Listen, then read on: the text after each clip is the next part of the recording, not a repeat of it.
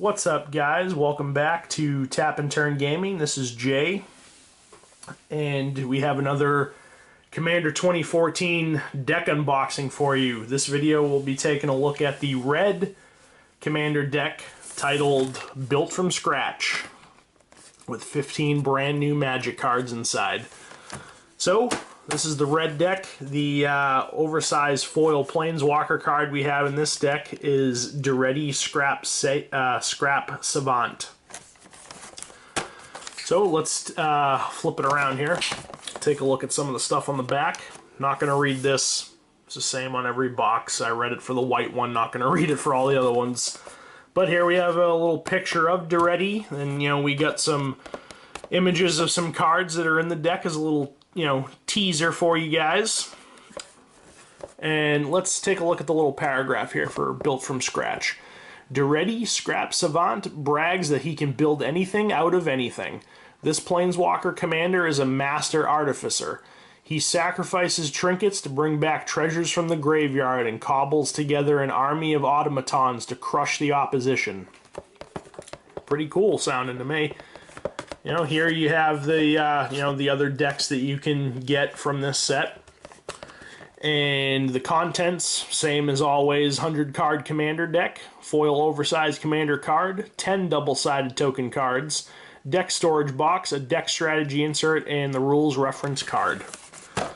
So, without further ado, let's crack open Built from Scratch and see what it has to offer us.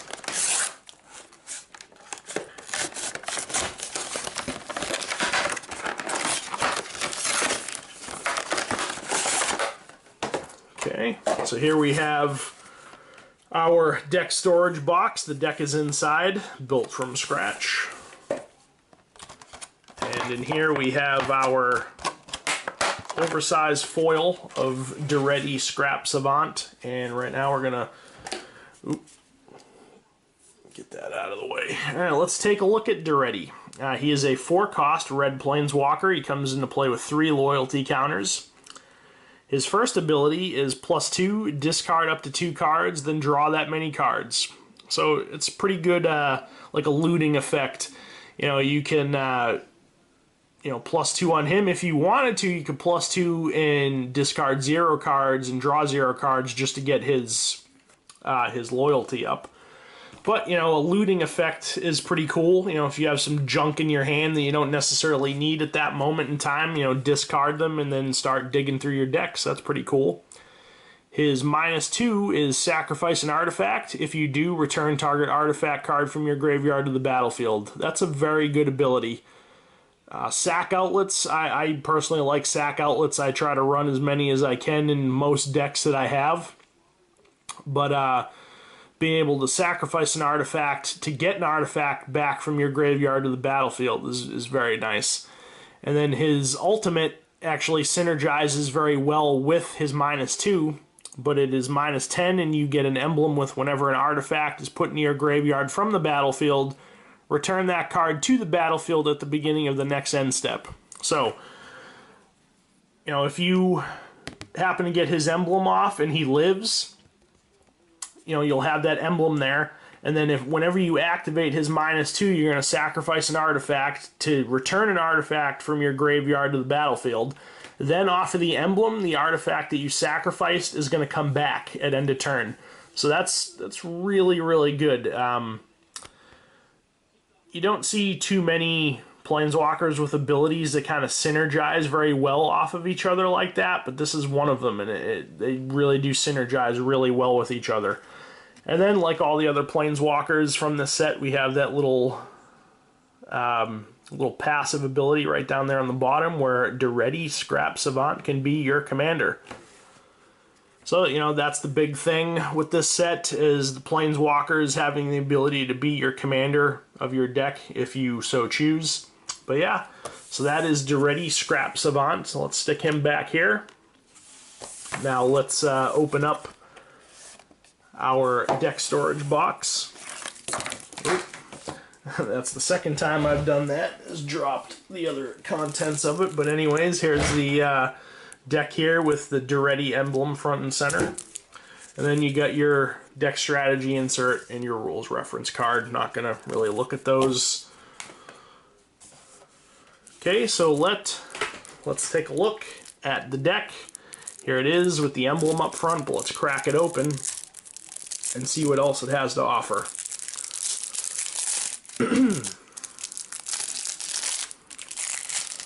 Okay, so we got it open here, and there's our Daretti emblem. Then we get some creature tokens. We get 10 of them. They're double-sided. I'll take a look at the first few, and then I'll just rip through the rest. So we get a mirror token here, and then a Pentavite token. So I would imagine we have a Pentavus in this deck. Yeah, same here, mirror and a Pentavite, mirror and another Pentavite. Same thing, Goblin token and a Goat token. Interesting. So, ooh, we have a Worm token with Death Touch. So that, I feel like we have a Wurmcoil Engine in this deck, which would be really, really nice. So those are the creature tokens. Yeah, and then we get our basic mountains. Just rip through those real quick. Oh, okay. Alright, so we get an Arcane Lighthouse. I think this has been in all the decks so far.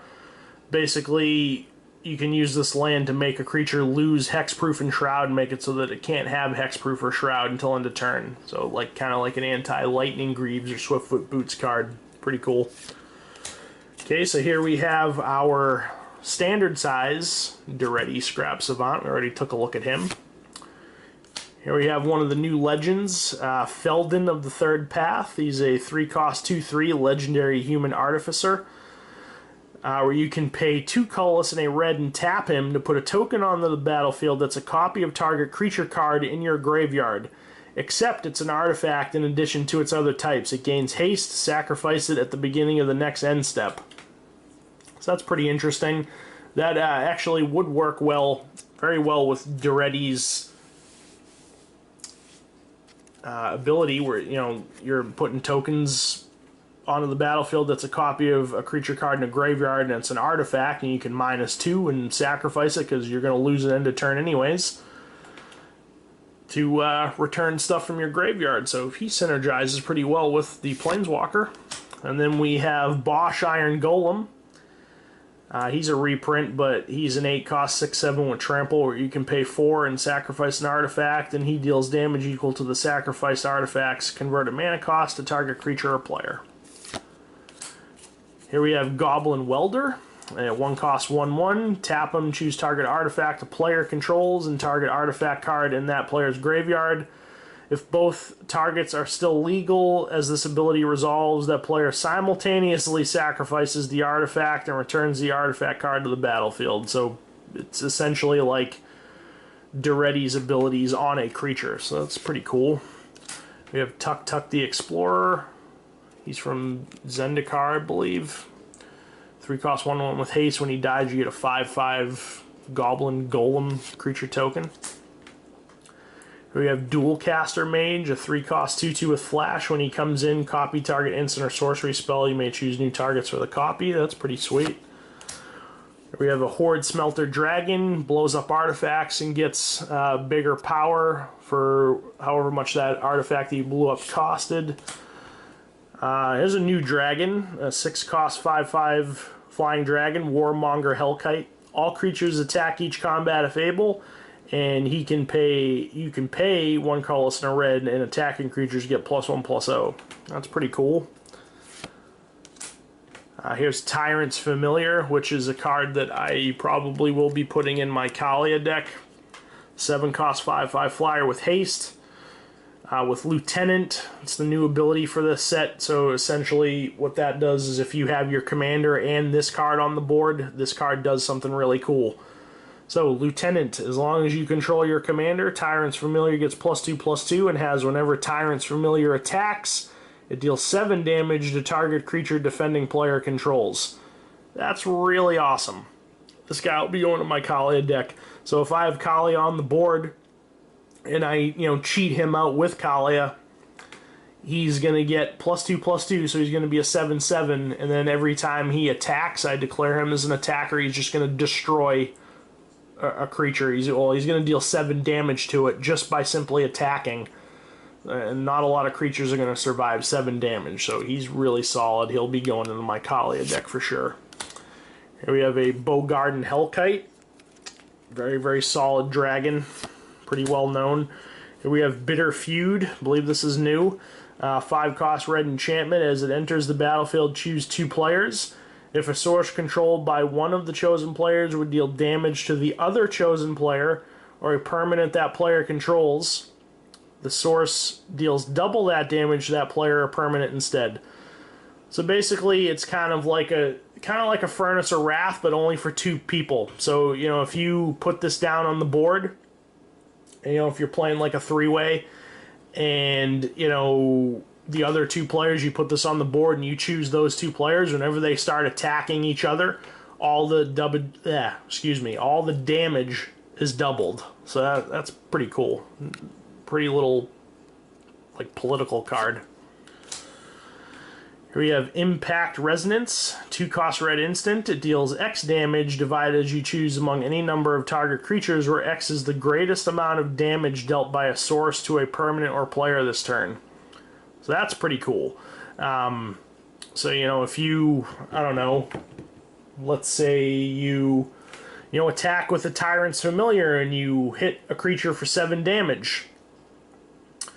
You know, and if that happens to be the greatest number or amount of damage dealt in that turn to a permanent or player, you cast this, you can divide up 7 damage however you want. So that's pretty cool. I like that.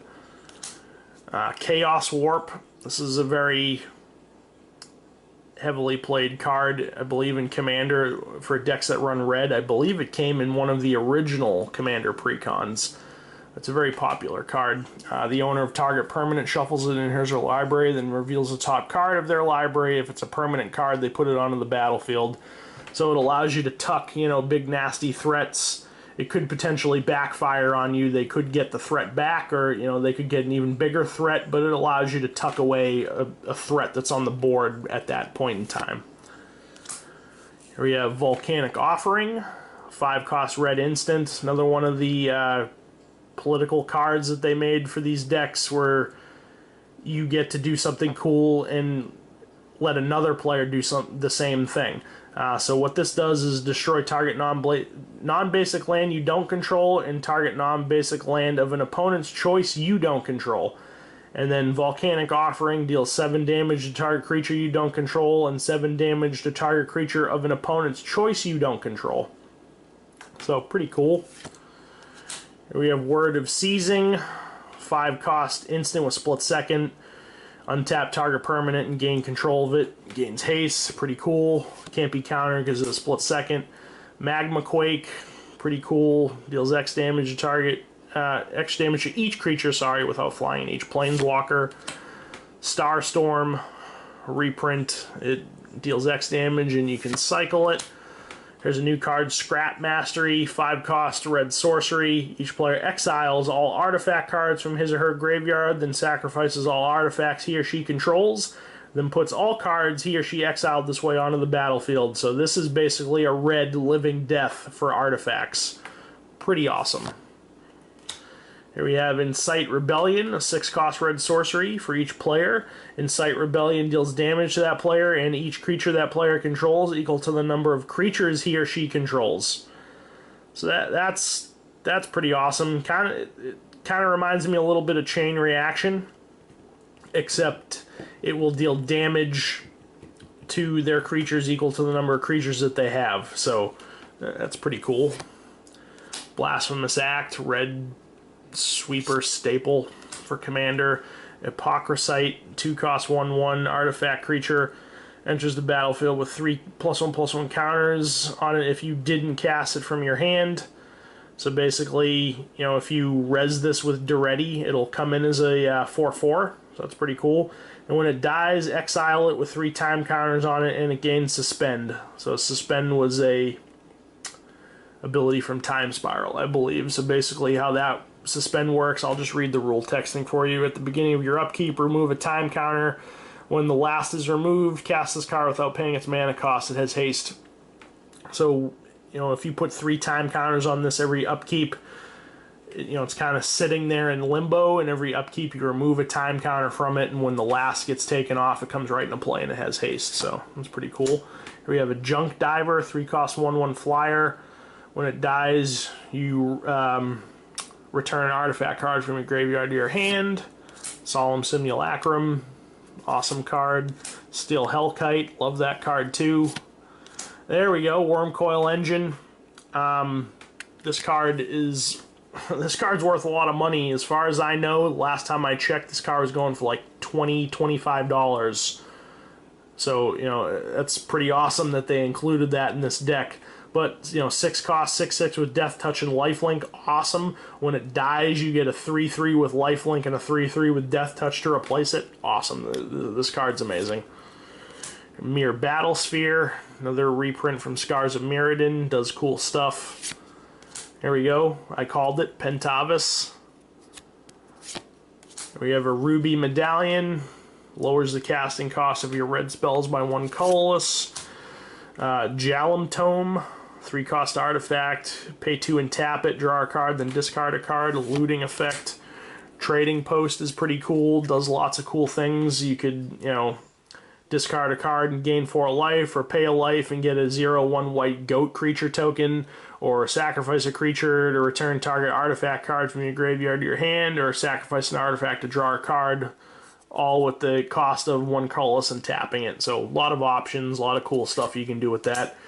Caged Sun, another reprint. You choose a color when it comes into play. Creatures of that color you control get +1/+1, and it doubles all the mana that you get out of lands of that color. So that's pretty cool. Spine of Ish-Sah will blow up permanents when it enters the battlefield, and when it's put into your graveyard from the battlefield, it... Actually, wait.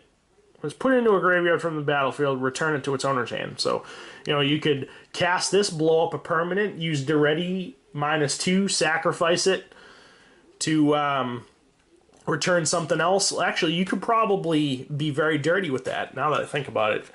You could pay, or you could -2 off him, sacrifice an artifact, and then you could return the same artifact. I'm pretty sure you could do it like that. So you could cast Spine of Ish-Sah, blow up a permanent, then you could -2 and sacrifice the Spine of Ish-Sah to bring it right back to play and blow up another permanent, and just keep doing that. So that's a pretty nice little interaction right there. Here we have Flamekin Village. It enters the battle. Enters the battlefield. You may reveal an elemental card from your hand. If you don't, it comes into play tapped. It'll tap for a red, or you can pay a red and tap it. Target creature gains haste until end of turn. That's pretty cool. Buried Ruin, taps for colorless, or you can pay 2 and tap it and sack it to get an artifact card back from your graveyard. Darksteel Citadel, an indestructible colorless land, pretty cool. Dormant Volcano is like one of the Ravnica bounce lands. Forgotten Cave, cycling land. Ghost Quarter, this has been in every one of the decks. Blows up any land you want, and then its controller gets to search for a basic. Great Furnace, an artifact land, pretty cool. Phyrexia's Core, taps for a colorless, or you can pay a colorless and tap it and sacrifice an artifact to gain a life. Reliquary Tower, no maximum hand size. Smoldering Crater, another cycle land. Temple of the False God, a lot of people play that in Commander. Flametongue Kavu's really cool. 4-cost 4/2. When he comes in, he deals Flame Slash or Flame Javelin or something like that. Deals 4 damage to target creature. Beetleback Chief, 4-cost 2/2. When he comes in, you get 2/1/1 red goblins. Pretty cool. Ingot Chewer, 5-cost 3/3. When he enters the battlefield, destroy target artifact, and you can evoke him for 1 red, so that's pretty cool. You know, we're into the commons and uncommons here. A lot of these are going to be reprints. You know, Spite Bellows, when he leaves the battlefield, he deals 6 damage to target creature, and you can evoke him for 3. Faithless Looting, draw 2 cards, discard 2 cards.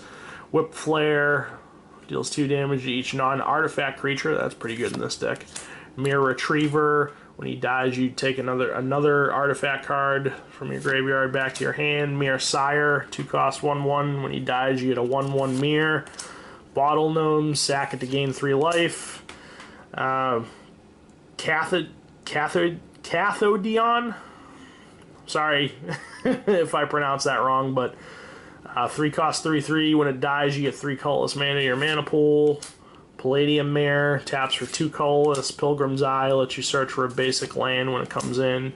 Everflowing Chalice, 0 cost artifact with multi-kicker, 2 colorless, and then you can tap it for 1 colorless for each charge counter on it. Panic Spell Bomb, you can tap it and sack it. Target creature can't block, or you can also pay a red when you sacrifice it to draw a card.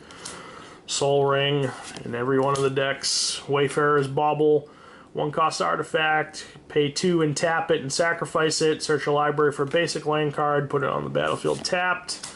Fire Diamond, taps for red, comes into play tapped. Ichor Wellspring, when it enters the battlefield or is put into a graveyard from the battlefield, draw a card. So works very well with Duretti. Liquid Metal Coating, taps to make permanence artifacts. Mind Stone, acceleration and card draw. Mycosynth Wellspring, when it enters the battlefield or is put into a graveyard from the battlefield, search your library for a basic land card. Works very well with Duretti. Swiftfoot Boots, Commander Sphere, been in every deck. Pristine Talisman, 3 cost artifact, you can tap it for a colorless and you gain a life. Unstable Obelisk, 3 cost artifact, you can tap it for a colorless or pay 7 and tap it and sacrifice it to blow up any permanent, so that's really cool. You know, works very well with Duretti, you can keep getting this back. Dreamstone Hedron, 6 cost artifact, tap it for 3 colorless, or you can pay 3 colorless and tap it and sacrifice it to draw 3 cards. Pretty cool. And a Lore Seeker's Stone. We've seen this in, I think, the past 2 decks, but 6 cost artifact, 3 colorless, and tap it to draw 3 cards, and that ability costs 1 more to activate for each card in your hand. So that concludes the built from scratch Commander 2014 deck. Personally, going through this deck and seeing what cards in it, I think this is the most synergistic deck out of the 5. To be completely honest, there's just a lot of artifacts in this deck that work extremely, extremely well with Duretti. With some of his abilities where you can, you know, sacrifice artifacts to get artifacts back, or if you get his emblem off, you know, whenever an artifact goes to your graveyard, it comes back at end of turn. So I think this is a very synergistic deck. But as far as the cards in here that could potentially be the commander of your deck, I think I went past them here. Apologies. I also shook the camera a little bit. Apologies for that. Well, let me just pull out the other legendary creatures here. Tuk Tuk the Explorer. Don't know why they included him, honestly. I mean, I would not play him as my general. Actually, maybe... Oh, okay, so we actually have 4 legendary creatures in this deck, so I don't believe Tuk Tuk was one of the ones that was aimed to be a potential general. Bosch Iron Golem makes sense. So you have Bosch Iron Golem, you have Feldon of the Third Path, and for this particular deck I would absolutely run Duretti as the commander. Just his abilities synergize so well with the cards in this deck. I think this is probably the most synergistic deck that I've seen out of the 5 so far, but we do still have 1 more to unbox, which is the blue one. So, you know, I might revise that statement. But, yeah, pretty pleased with this deck overall. Had some pretty solid stuff in it. But I hope you guys enjoyed this video. If you did, throw out a like and hit that subscribe button, and also comment on our video. Let us know what you think of this deck, what you think of our channel. You know, just give us your overall thoughts on, you know, what you saw here today. But yeah, this has been Jay with Tap and Turn Gaming, and again, this has been a Commander 2014 deck unboxing. Again, hope you guys enjoyed the video, and stay tuned to our channel for more videos. Thanks a lot for watching.